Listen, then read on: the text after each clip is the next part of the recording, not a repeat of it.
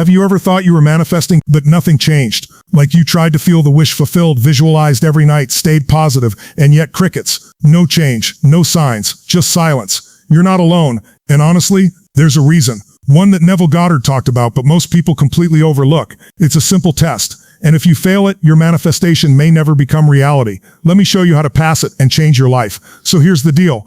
Just because you enter the state of your wish sometimes doesn't mean you're truly living in the end. Neville made that clear. Most of us dip into that wish-fulfilled feeling like a toe in the water, but true transformation, it's about diving in heart first and living from that place like it's already yours. Otherwise, we're running on fumes, and worse, we end up frustrated, burnt out, or totally give up. Now, Neville shared something almost no one talks about.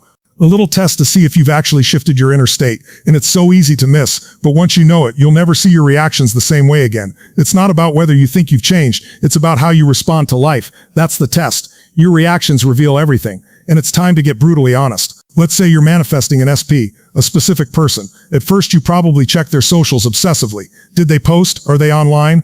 Did they text back? And if you saw them with someone else, your stomach dropped. Maybe jealousy kicked in. Maybe you spiraled. Sound familiar? It's okay. We've all been there. But now imagine a different version of you. One who knows they're loved and chosen. This version doesn't feel triggered when SP posts something. They don't even feel the urge to check. Not because they're forcing it, but because they genuinely feel secure, aligned. They're living in the end, already in that relationship mentally. That's not fake detachment, that's transformation. The outer world hasn't changed yet, but their reactions have. That's the proof. That's Neville's test. Neville said if your reactions are the same as they once were, you have not identified yourself with the new state. Boom, that one line hits hard, because it means that real change isn't measured by how many affirmations you say. It's seen in your automatic reactions. Did you flinch?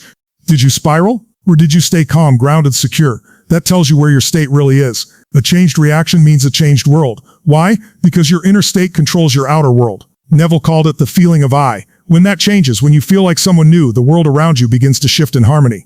But here's the trap. Mood swings don't count. A quick high followed by an emotional crash, that's not transformation. That's emotional roulette. So if you're hot and cold, peaceful one day, panicking the next, don't beat yourself up. It just means your new state hasn't stabilized yet. It's okay. That's the work. Becoming consistent. Living from the state, not just visiting it. When it becomes your default, when you no longer try to feel it, but simply are it, that's when the real magic happens. That's when your world bends. Neville warned us, a little alteration of mood is not transformation. You might feel good after visualizing, but if a random DM from your SP makes you spiral, you're still rooted in the old state. Transformation means building a new identity, so firm, so stable, that the old state feels alien to you, like someone else's story. That's the goal. That's real manifestation. So how do we get there? First, Neville said we must observe ourselves, honestly. No filters. Just witness your reactions, your thoughts, your self-talk. It's uncomfortable, sure, but it's necessary. You need to see where you're starting from. Because like GPS, if you don't know your location, you can't get directions. Self-awareness is the first power move.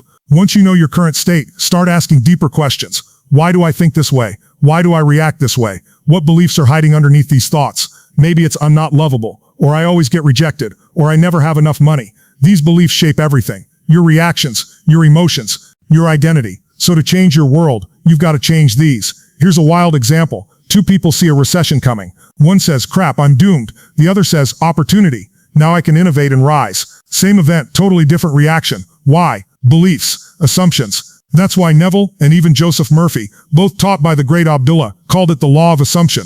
Not law of vibes, not law of feelings, law of belief. So once you catch those false beliefs, write them down, make them visible, then challenge them, replace them. Think, what belief would serve me better? For example, instead of I'm not enough for SP, say I am enough. I am their type. I am loved, chosen, and desired. Make it present tense. Make it real. Make it yours. This is you crafting a new identity, one belief at a time. And now, here's where it gets powerful. Daily repetition. Each day, read these new beliefs out loud, or whisper them, or just feel them in your body. But don't rush. Feel them. Try to really imagine what it's like if they were already true.